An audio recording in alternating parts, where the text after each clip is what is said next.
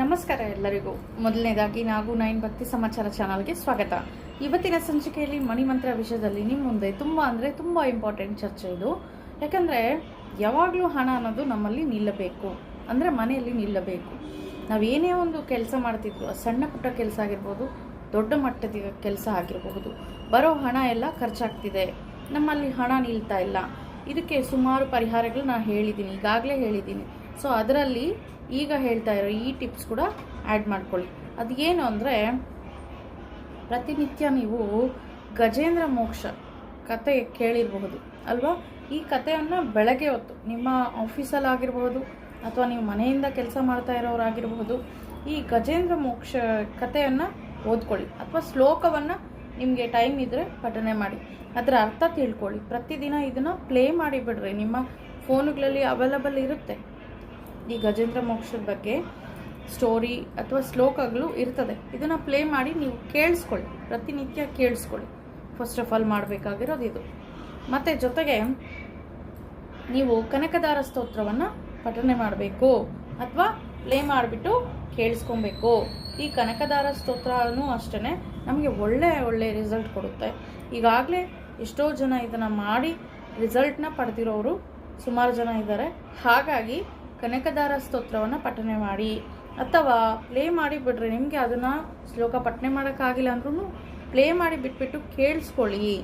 ಈ ಕನಕದಾರ ಸ್ತೋತ್ರ ಪ್ರತಿದಿನ ಪ್ಲೇ ಆಗೋದ್ರಿಂದ ನಮ್ಮಲ್ಲಿ ಇರೋ ನೆಗೆಟಿವ್ ಎನರ್ಜಿ ಎಲ್ಲ ಅವಾಯ್ಡ್ ಆಗಿ ಆ್ಯಕ್ಚುಲಿ ನಮಗೆ ಹಣ ಅನ್ನೋದು ಹೆಚ್ಚೆಚ್ಚು ಬರಲಿಕ್ಕೆ ಅವಕಾಶ ಆಗುತ್ತೆ. ಹೆಚ್ಚೆಚ್ಚು ಬರ್ತಾ ಇದ್ರೂ ಅದು ನಿಲ್ಲಕ್ಕೆ ಅವಕಾಶ ಕೂಡ ಆಗುತ್ತೆ. ಸೊ ಹಾಗಾಗಿ ಕನಕದಾರ ಸ್ತೋತ್ರವನ್ನು ನೀವು ಪಠನೆ ಮಾಡಿ ಅಥವಾ ಕೇಳಿಸ್ಕೊಳ್ಳಿ. ಈ ಕನಕದಾರ ಸ್ತೋತ್ರ ಯಾಕೆ ಪಠನೆ ಮಾಡಬೇಕು ಅನ್ನೋದು ನಿಮಗೆಲ್ಲರಿಗೂ ಈಗಾಗಲೇ ಗೊತ್ತೇ ಇರ್ತದೆ.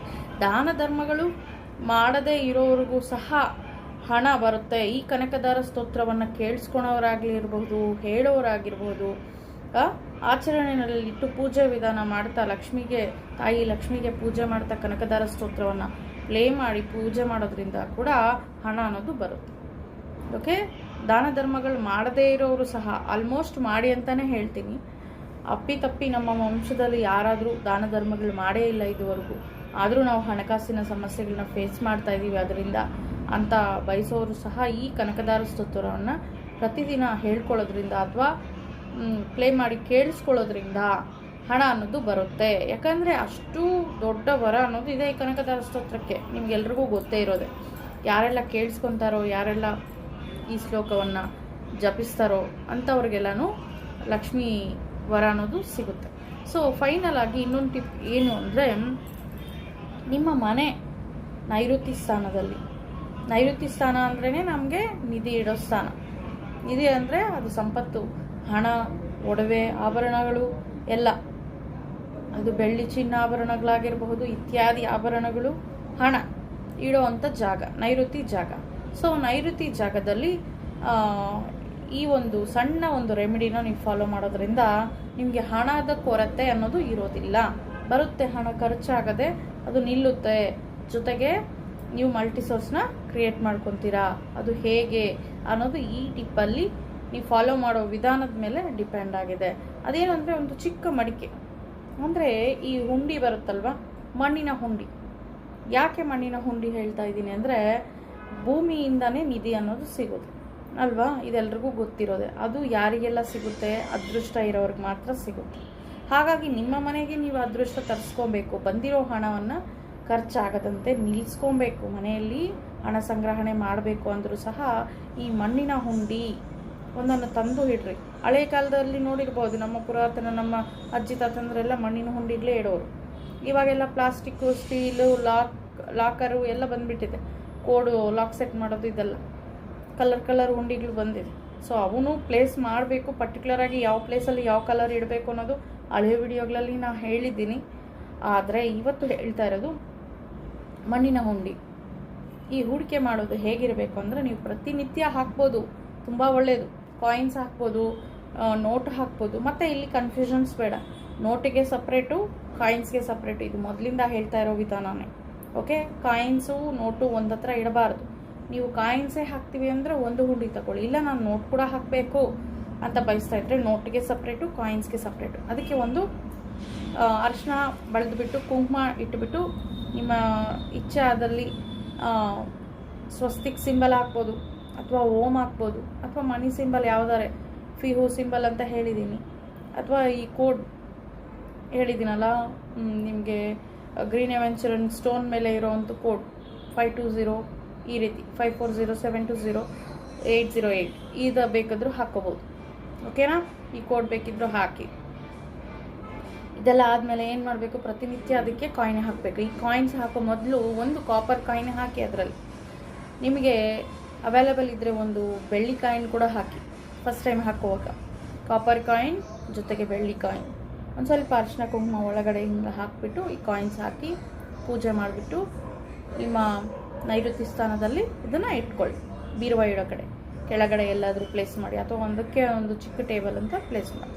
ಅದಕ್ಕೆ ಅರಿಶಿನ ಎಲ್ಲ ಇಟ್ಟು ಪೂಜೆ ಮಾಡಿ ತದನಂತರ ನೀವು ಸ್ಟಾರ್ಟ್ ಮಾಡಬೇಕು ಹೂಡಿಕೆ ಮಾಡೋಕ್ಕೆ. ಎಷ್ಟಾದರೂ ಹಾಕ್ಬೋದು ಕಾಯಿನ್ಸ್ದು, ನೋಟು ಅಷ್ಟೇ. ₹1 ಹಾಕಿದ್ರೆ ₹1 ಹಾಕಬೇಕಂತೇನಿಲ್ಲ.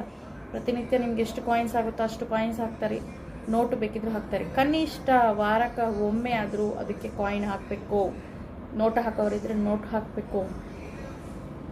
ಇದನ್ನು ತೆಗಿಬಾರ್ದು. ಯಾವಾಗ ತೆಗಿಬೇಕು, ಆ ವರ್ಷ ಎಲ್ಲ ಪೂರ್ತಿ ಆದಮೇಲೆ ಒಂದು ಟ್ರಿಪ್ಗೆ, ಅಂದರೆ ದೇವಸ್ಥಾನಗಳು ನಾವು ಸಂದರ್ಶನೆ ಮಾಡ್ಲಿಕ್ಕೆ ಹೋಗ್ತೀವಲ್ಲ ಅಂಥ ಟೈಮಲ್ಲಿ ಬೇಕಾದರೆ ಅದನ್ನು ತೆಗೆದು ಬಳಸ್ಬೋದು, ಅಥವಾ ಮಕ್ಕಳ ಎಜುಕೇಷನ್ ಪರ್ಪಸ್ಗೆ ಯೂಸ್ ಮಾಡ್ಬೋದು, ಅಥವಾ ನೀವು ದಾನ ಧರ್ಮ ಮಾಡಬೇಕು ಅಂತ ಇಚ್ಛೆ ಮಾಡ್ತೀರಲ್ವ, ಬುಕ್ಸು, ಅನ್ನದಾನಕ್ಕೆ ಇದನ್ನು ಯೂಸ್ ಮಾಡಬಹುದು. ಅದನ್ನು ಒಡಿಬೇಕು, ವರ್ಷಕ್ಕೊಮ್ಮೆ ಒಡೆದು ಅದನ್ನು ನೀವು ಯೂಸ್ ಮಾಡಿಬಿಡ್ಬೇಕು.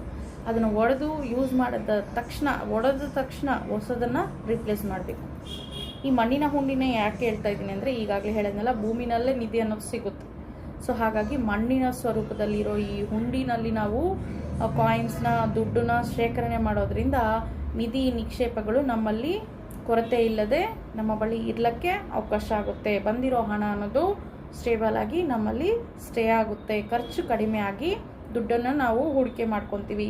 ಸೊ ಲಕ್ಷ್ಮೀ ತಾಯಿ ಅನುಗ್ರಹ ಪಡೆಯೋದಕ್ಕೆ ಈ ಹುಂಡಿಯ ಒಂದು ಟಿಪ್ಪನ್ನು ಫಾಲೋ ಮಾಡಿ, ಖಂಡಿತ ರಿಸಲ್ಟ್ ಕೊಡುತ್ತೆ. ಆಚರಣೆದಲ್ಲಿಡ್ರಿ. ಬೇಕಾದರೆ ನೋಡಿ, ಈ ಹುಂಡಿ ವಿಧಾನ ಫಾಲೋ ಮಾಡಿರೋರು ಎಲ್ಲರ ಹತ್ರನೂ ಹಣಕ್ಕೆ ಕೊರತೆ ಅನ್ನೋದು ಇರೋದಿಲ್ಲ. ಬೇಕಾದರೆ ಅವ್ರನ್ನ ಕ್ವಶನ್ ಮಾಡಿ ಕೇಳಿ. ನಿಮ್ಮ ಸೀನಿಯರ್ಸ್ ಇರ್ತಾರೆ, ಅಥವಾ ನಿಮ್ಮ ನೆಂಟರು ಬಳಿ, ಅಪ್ಪ ಅಮ್ಮ ಹಳೇ ಒಂದು ಜನ್ರೇಷನಲ್ಲಿ ಅವರು ಮಾಡಿರ್ತಾರೆ ಹುಂಡಿಗಳು, ಅಲ್ಲೊಂದು ಇಟ್ಕೊಂಡಿರ್ತಾರೆ. ಕೆಲವರಂತೂ ಎಜುಕೇಷನ್ ಪರ್ಪಸ್ಗೊಂದು, ಮನೆ ಕಟ್ಟೋಕ್ಕೊಂದು, ಅವರ ಎವ್ರಿಡೇ ಖರ್ಚುಗಳಿಗೆ ಒಂದು, ಮಂತ್ಲಿ ಅಥವಾ ಟ್ರಿಪ್ಪಿಗೆ ಹೋಗೋಕ್ಕೆ, ದೇವಸ್ಥಾನಗಳಿಗೆ ಹೋಗೋಕ್ಕೆ, ಈ ರೀತಿ ಸುಮಾರು ಹುಂಡಿಗಳನ್ನ ಇಟ್ಕೊಂಡಿರ್ತಾರೆ. ಅದೇ ರೀತಿ ನೀವು ಅಷ್ಟೊಂದು ಇಡ್ಲಿಕ್ಕಾಗಿಲ್ಲ ಅಂದರೂ ಕನಿಷ್ಠ ಒಂದು ಹುಂಡಿ, ನೈಋತಿಗೆ ಒಂದು ಹುಂಡಿಯನ್ನು ಇಟ್ಟುಬಿಟ್ಟು ಈ ವಿಧಾನ ಫಾಲೋ ಮಾಡಿ. ವರ್ಷಕ್ಕೊಮ್ಮೆ ಅದನ್ನು ಒಡಿಬೇಕು, ಬಳಸಬೇಕು, ಖರ್ಚು ಮಾಡಬೇಕು. ಅದನ್ನು ಸೇವಿಂಗ್ಸ್ ಬೇಕಿದ್ರೂ ಬಳಸ್ಬೋದು. ಸ್ವಲ್ಪ ಹಣವನ್ನು ನೀವು ದಾನ ಧರ್ಮಗಳಿಗೆ ಯೂಸ್ ಮಾಡಿಬಿಟ್ಟು, ಅಥವಾ ಅನ್ನದಾನಕ್ಕೆ ಯೂಸ್ ಮಾಡಿಬಿಟ್ಟು, ಬುಕ್ಸ್ಗೆ, ಎಜುಕೇಷನ್ ಪರ್ಪಸ್ಗೆ ಯೂಸ್ ಮಾಡಿಬಿಟ್ಟು, ತದನಂತರ ರೀಪ್ಲೇಸ್ ಅಂತೂ ಖಂಡಿತ ಮಾಡಬೇಕು. ಈ ರೀತಿ ಮಾಡಿ ನೋಡಿ, ಒಳ್ಳೆ ರಿಸಲ್ಟ್ ಅಂತೂ ಖಂಡಿತ ಇರುತ್ತೆ. ಈ ಟಿಪ್ಪು ಎಲ್ಲರಿಗೂ ಯೂಸ್ಫುಲ್ ಆಗುವಂಥದ್ದೇ, ಏನು ಖರ್ಚಿರಲ್ಲ. ಕನಿಷ್ಠ ಮಣ್ಣಿನ ಹುಂಡಿ ಅಂದರೆ ಈಗಿನ ಒಂದು ಕಾಲಮಾನದಲ್ಲಿ ಒಂದು ₹50 ಇರಬಹುದು. ಓಕೆ, ಒಂದು ಹುಂಡಿ ತಂದು ಮಾಡಿ. ಯಾವತ್ತು ಮಾಡಬೇಕು, ಏನು ಮಾಡಬೇಕು ಅನ್ನೋದು ಬೇಡ. ಗುರುವಾರ ಅಂದರೆ ಹಣ ಶೇಖರಣೆ ಮಾಡೋದಕ್ಕೆ, ಸೇವಿಂಗ್ ಸ್ಟಾರ್ಟ್ ಮಾಡೋದಕ್ಕೆ ಗುರುವಾರ ತುಂಬ ಒಳ್ಳೆ ರಿಸಲ್ಟ್ ಕೊಡುವಂಥದ್ದು. ಸೊ ಗುರುವಾರದ ದಿನ ನೀವು ಈ ಒಂದು ಪ್ರಯತ್ನ ಮಾಡಿ. ಬುಧವಾರನೇ ತಂದಿಟ್ಕೊಳ್ಳಿ.